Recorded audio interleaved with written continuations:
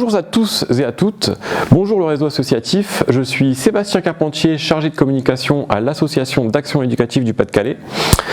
Dans ce contexte particulier, les associations n'ont pas pu forcément proposer des activités aux adhérents de manière habituelle et beaucoup d'associations se demandent quoi faire avec les cotisations. Quelles seraient donc les alternatives au remboursement?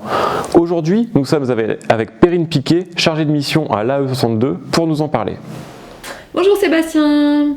Tout d'abord, avant de parler remboursement des cotisations, je pense que c'est important de revenir sur le fait que pratiquer son activité en association ou dans un club privé, c'est pas tout à fait la même chose. Souvent, quand on choisit de pratiquer son activité dans une association, c'est pour des raisons de proximité géographique, mais c'est aussi pour des raisons financières, parce que c'est moins cher que d'aller en club privé. Et puis, il y a une partie qu'on oublie souvent, c'est que quand on pratique son loisir dans une association, on est adhérent de cet asso. Et du coup, on a le droit de voter, on participe à un projet, on peut faire des propositions à l'association. Donc, pratiquer en association, c'est aussi adhérer à un projet associatif et participer à la vie de son territoire. Et ça, c'est quelque chose qui nous semble très important. Mais du coup, demander un remboursement, est-ce que ça fragiliserait l'association ? Alors, ça pourrait fragiliser l'association parce que c'est pas parce que nous, en tant qu'adhérents, on peut pas pratiquer notre loisir au sein de l'association que l'association, elle s'arrête totalement. L'association, elle continue sa vie parce qu'elle a une vie statutaire avec des réunions, des conseils d'administration, des bureaux, etc. qui se réunissent.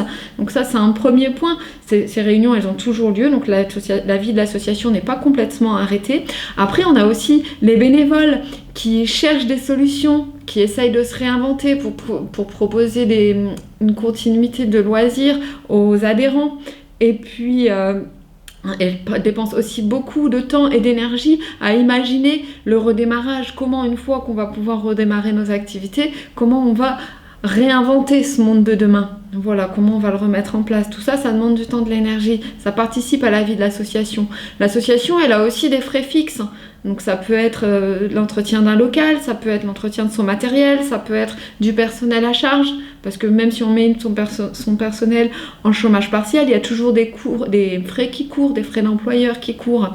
Voilà, donc ça fait aussi partie des frais que l'association a en continu. Et puis la dernière chose à ne pas oublier, ce sont pour les associations affiliées.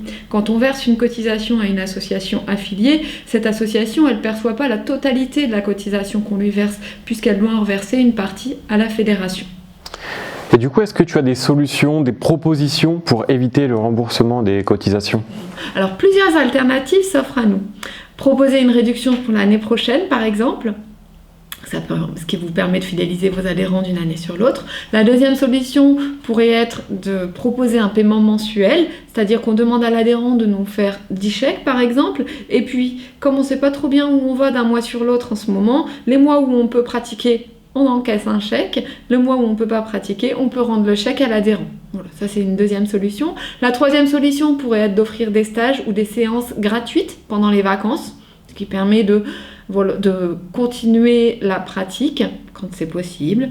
Et une autre solution que nous on aime bien, qui est aussi de transformer sa licence, le montant de sa licence en don, et ainsi pouvoir permettre à l'adhérent de bénéficier d'une réduction d'impôt. Pour ça, il y a 3 conditions pour le don. Il faut que l'association soit reconnue d'intérêt général, ça c'est la première condition. La deuxième condition est que l'adhérent fasse une lettre de renonciation au remboursement du montant de sa cotisation. Et la troisième, c'est que le montant du don soit égal aux prestations non réalisées. Voilà.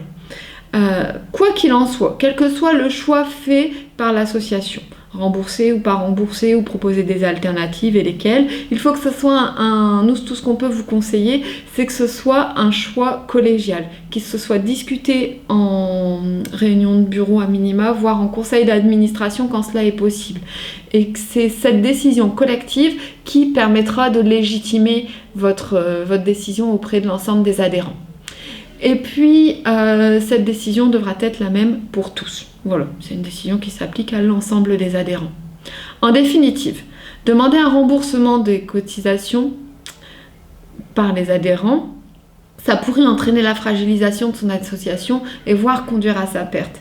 Et du coup, ça en serait fini de la pratique en association, l'animation du territoire, de la participation au projet associatif, du lien social que crée l'association. En gros, ce serait un monde sans loisir, un monde un peu comme celui qu'on connaît par intermittence depuis 1 an et demi. Donc, réfléchissons bien avant de demander un remboursement de nos cotisations à nos associations. Merci beaucoup Perrine pour cet éclairage et n'hésitez pas à nous contacter pour un rendez-vous particulier et à bientôt pour la prochaine vidéo.